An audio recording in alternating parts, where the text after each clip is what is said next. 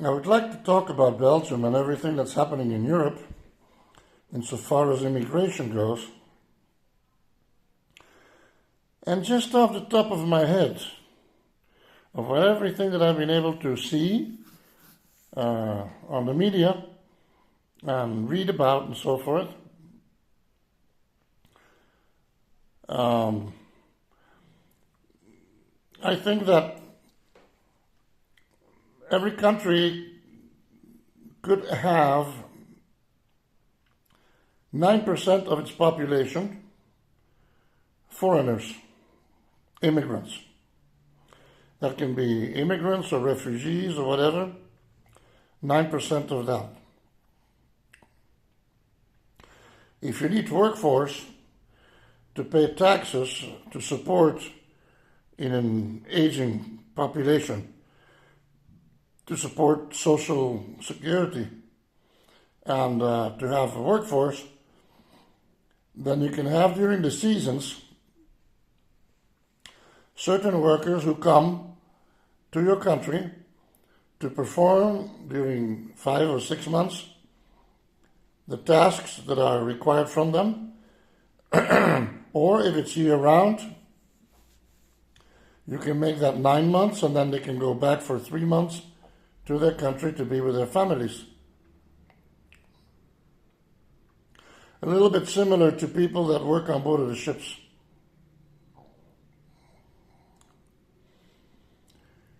If you have an influx because of whatever geopolitical situation of young foreigners like now, another option that could be considered would be to look for places outside of the cities.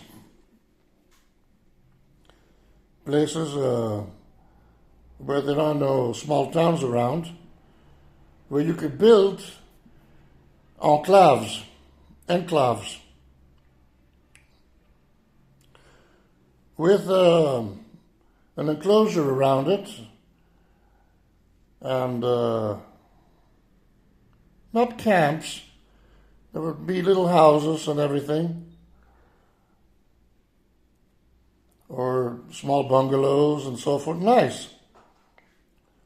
Not too comfortable. Cheap, but not too cheap so it lasts and it's functional. And just to have a functional, dignified living environment where these people then, let's say that you have 150,000 people from Syria, where you put them into that enclave, and then there you have buses for them early in the morning to go to their work, or better even, in the enclave you can set up some factories to manufacture certain things that you want to manufacture, or if it is an agricultural environment, you do it in brigades with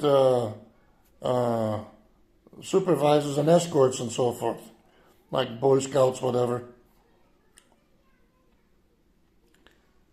More a little bit in a militarized fashion.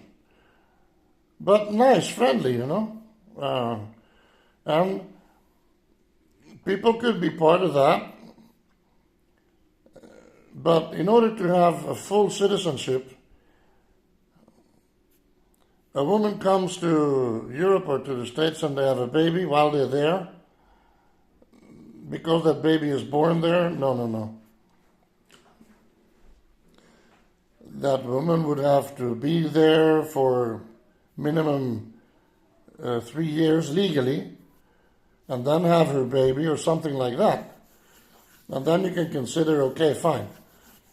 But the birth of a baby cannot be the cause for, now that baby has every right, so the mother and the father also, and the brothers and sisters too, because you have to reunite the family. No. This is what they call itinerant sort of procedures, you know, where they are working force that come in on a temporary basis. And of course, I mean, behavior must be of the highest standard. And if there's any sort of misbehavior, each person has its sort of report sheet on how they evolve. And according to that, they have to meet certain standards. If they don't, they can receive assistance and help. But then eventually, the next time they go back to their country, when they want to come back in, they will not be granted permission. They are not eligible anymore. For example, I belong to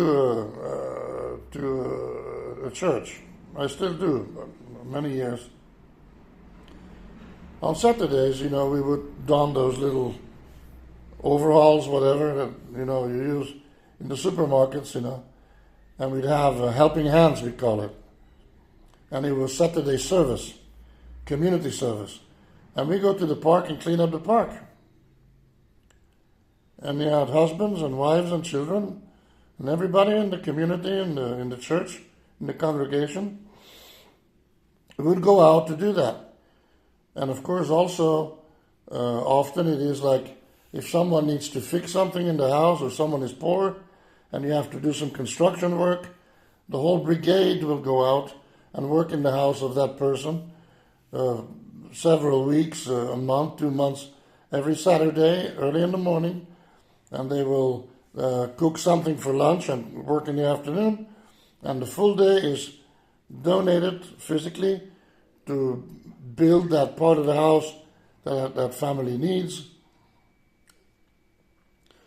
So one of the things is, for example, if Latin American or Northern African or Arabian citizens, if they come to a new land, they have to prove themselves. They would have to be the most helpful, the most courteous. It would be wonderful to hear testimonies of the local people in Germany, for example, saying that, wow, our daughter went out in the evening and we felt very confident about it because you have all these people from these countries and so forth, and they look after the girls, they protect them, or they clean up the park, or they fix the bench, or they prune the trees, instead of turning everything into a trash can. You go to the train station or the subway, whatever, everything is super safe. Nice and clean they are. They clean themselves up and they dress up nicely. Not everybody is going around with black clothing on and with a hood and with one of those scarves and so forth, in order to, and running shoes, in order to, so there's a lot of apologetic discourse there where they say, well, they grew up in a war-torn environment and they are young males, and so young males tend to be more combative and so forth, so we have to work with them. Yeah, with our males. With the males from your country, that's already enough work, right? But from another country, no. And nobody can actually achieve full citizenship until the fourth generation. And the fourth generation is born, and now they have full citizenship with full rights. So it's something and they have to commit themselves to learning the music and learning the poetry and learning the dances and learning the folklore and learning about the habits and the culture and the history of the people and everything. Not only that someone is teaching it, because they have to go to these classes, whatever, and pass an exam, whatever. No. So the first thing that you notice is that these refugees or these people, they move into the country, and the country has very, very lenient laws. It has many laws that are extremely favorable to the rights of the individual.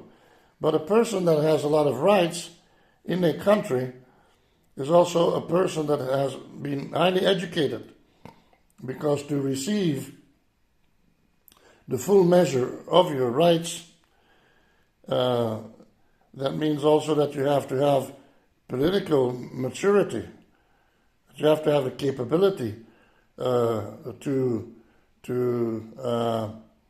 handle these rights, to handle that freedom. You know, freedom is a stewardship. I give you a certain status, like an officer. I give you your epaulettes with a stripe and everything, and you have that now, that symbol. You carry that on the uniform. Everybody's going to expect you to handle yourself according to that level of responsibility, of which you have to prove yourself capable in your own right, not someone looking at you or supervising you. So immigrants should be, they have that amazing, Angela Merkel opened the gates.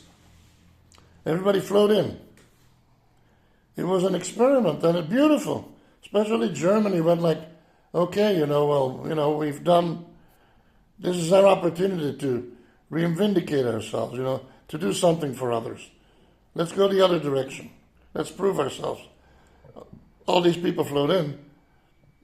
Now it's a fiasco. It's unsustainable.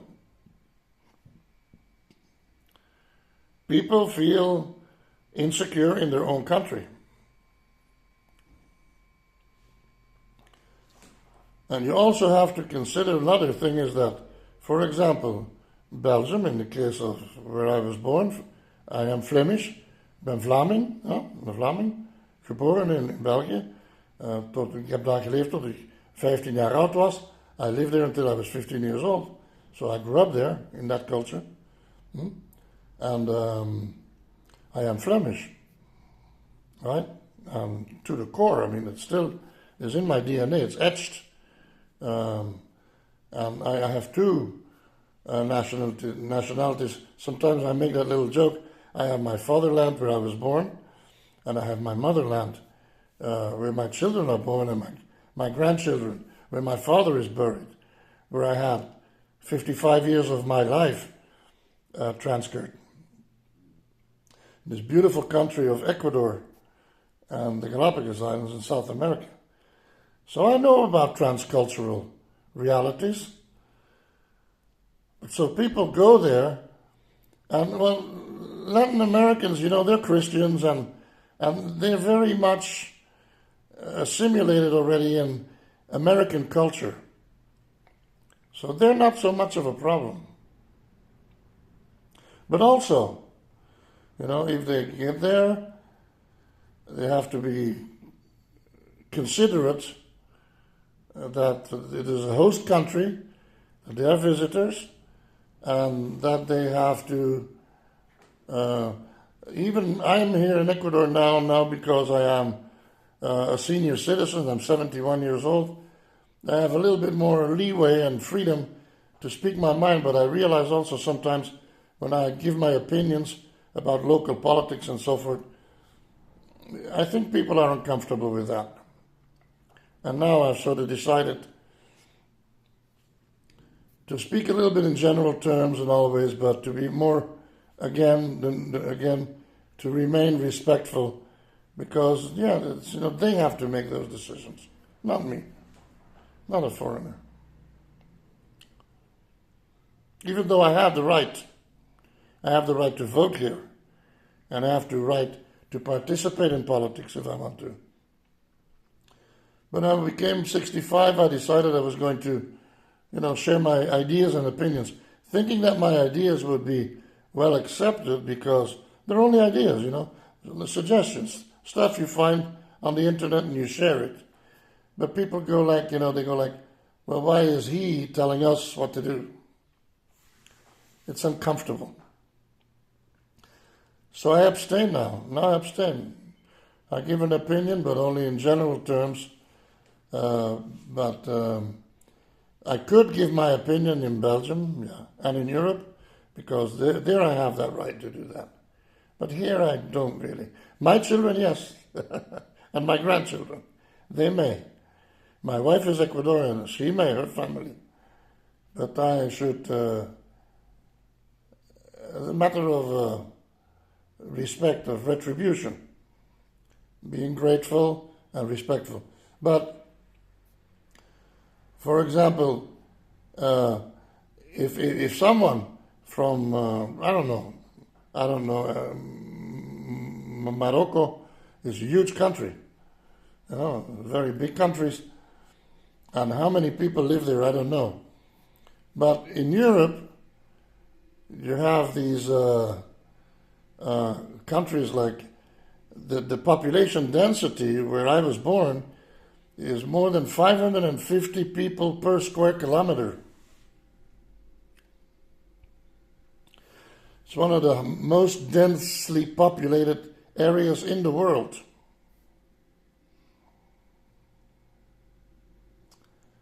And so it's different than if you have for example, Belgium has about 12 million people. And according to the statistics that I was listening to a specialist, there's 2.7 million people that are not originally from Belgium. And of the 12 million, there's about 60% that's Flemish and 40% is Walloon. So that the Flemish people, you must have maybe 5 million, and then 1.5 or 2 million are not Flemish.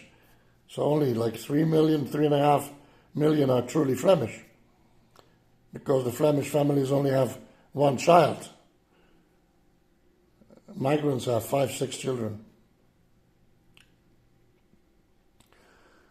So the equation of how much can you assimilate in real time because of the population density and because of the population dynamics and so forth is very, very different than if you would have 2.7 million migrants in Morocco. Ecuador, for example, is an extremely small country, one of the smaller countries in South America. Maybe the smallest in South America. Central America has some small countries too. However, and Ecuador has about 15 million people. However, Ecuador is 8 times larger in size than Belgium. So there's a 1-to-8 ratio. A lot more space where you can have, it has a tropical climate, so you can cultivate and grow stuff and food and everything, and you can be fully active whole year round. Over there you have the winter, so that there's no agriculture during the winter and so forth. So that when these kind of decisions are made about immigration, Europe will never be able, because they are already so saturated, to assimilate, 40, 50 million immigrants from other countries. It's just not possible. There's just not that capability, because it's called carrying capacity. I know that the governments are doing this for political reasons, and that part of it is because they need a younger workforce to be able to carry out a lot of jobs that are not too qualified and qualified too. Germany needs about 280,000 foreign workers per year. That's already known. But once again, they can then be brought in and with a contract and so forth, and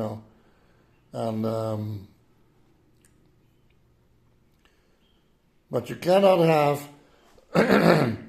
You have to have a sort of a monitoring about the genetic makeup of the population. And one of the things that Europe definitely needs to do is stop with that stupidity of the divorces. 73% of the first marriages they divorce. Just because they're young people and they're like, well, I don't know. I thought this was going to be different. The silly thing is they divorce and then they remarry. So most of these young people, they remarry again. Which is, why would you remarry if the first time you didn't? Made it work. So you're going to be marrying someone who's already divorced. So there was some woman who rejected a guy, and you're going to accept him now. But he's already been rejected. 84% of the divorces are initiated by the woman. So 84% of the men are rejected. They're no good. But a year later, these same women are marrying again. And of course, all these guys are rejected already. They're also divorced. So it's just an emotional thing, and it's so easy to do, and it has become almost a trend that people go ahead and they divorce the second time and the third time, and then finally they end up living alone anyway. We have to go back to the family values. We have to go back to the marriages that stick it out, that work it out. We have to strengthen the family. We have to go back to tradition. We have to go back to the Christian values and the church. Absolutely. It's very important because that is like the backbone. It's a net. You know, it gives you, younger people receive that strengthening fiber, network, guidelines that they can use. Even if it's only psychology, whatever. There's a lot of good things that religion can do for a family. And religion promotes family. And we have to go back to having between minimum two up to 4 children. And the governments promote that and invest in that.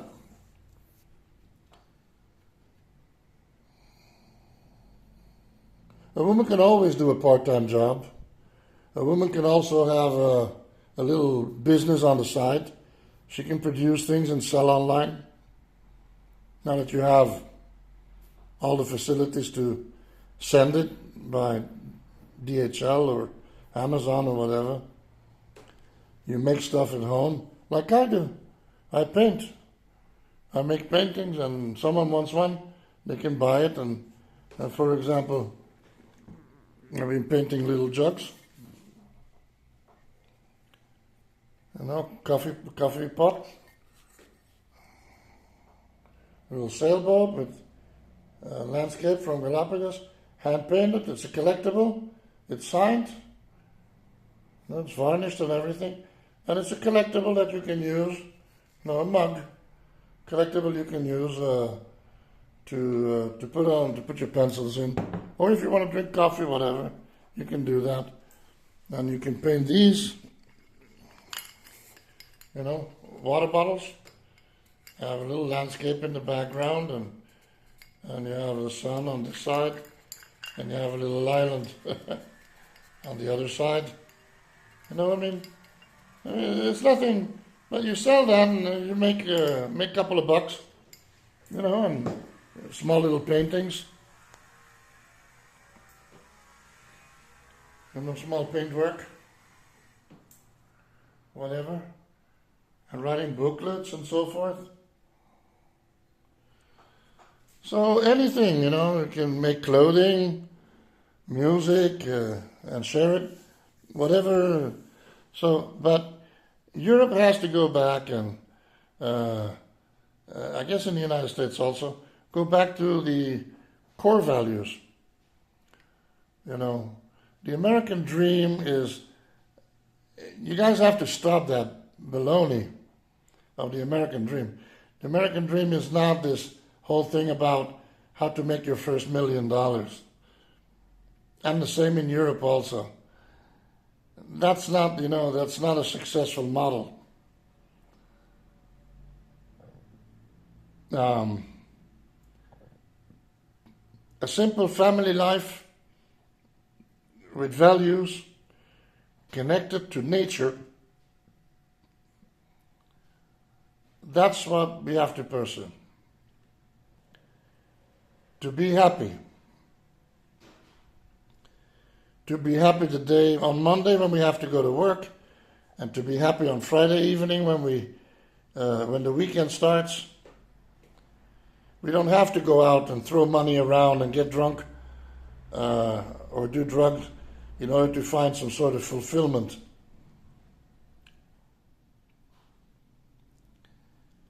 We can just, have a pizza at home and watch a nice TV with a big cable TV, whatever. And if not, go out and on a park somewhere with a picnic and go. You don't have to go to a fancy restaurant and spend €100 or $200 with a bottle of wine. Just buy a normal bottle of wine and a couple of sandwiches you make at home that are nice and little nuts and fruits and whatever. And you go to a park somewhere and you sit around and you romance a little bit and maybe you hide behind the bushes. Be young again. Even if you're my age, you do that. Be silly, and have good friends and have, good people. And also in Europe, definitely, you guys over there, that's one of the things that I listen to, the descriptions of the Latin people that go to Europe, that migrate to look for work. And they always go like, people are very friendly, but it's very private. They don't open up to make friendships, even if they've been there 10 years and they have all these local friends, but they always feel a little bit like they're the outsider. So Europeans are too closed. They don't open up. They take their time to open up. And forget those agendas, for Christ's sake. Everything is on an agenda. Everything is planned. You said, yeah, let's have fun. Okay, well, we're going to have fun when? Oh, Wednesday from 3 to 4:30. Maybe 5 o'clock. That's when I have some time on my agenda. Just get, have fun. And the hell, if it started on Wednesday, maybe you're finished on Friday. Just be crazy. End up somewhere else and you didn't show up. I don't know, whatever. Be happy.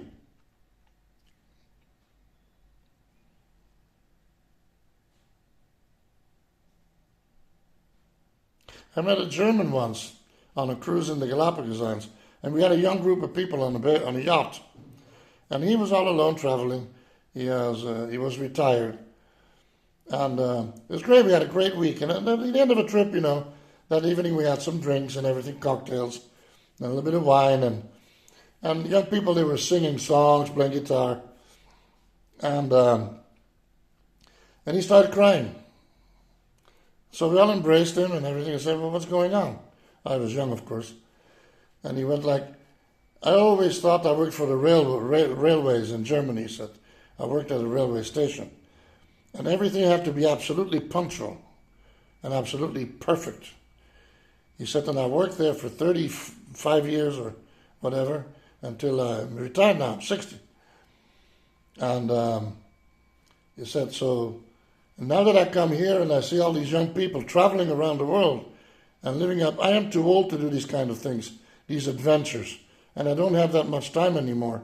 And I'm not that young, to do all these things, to go camping, the stories I hear, camping in the mountains and so forth, and do kayak and diving. And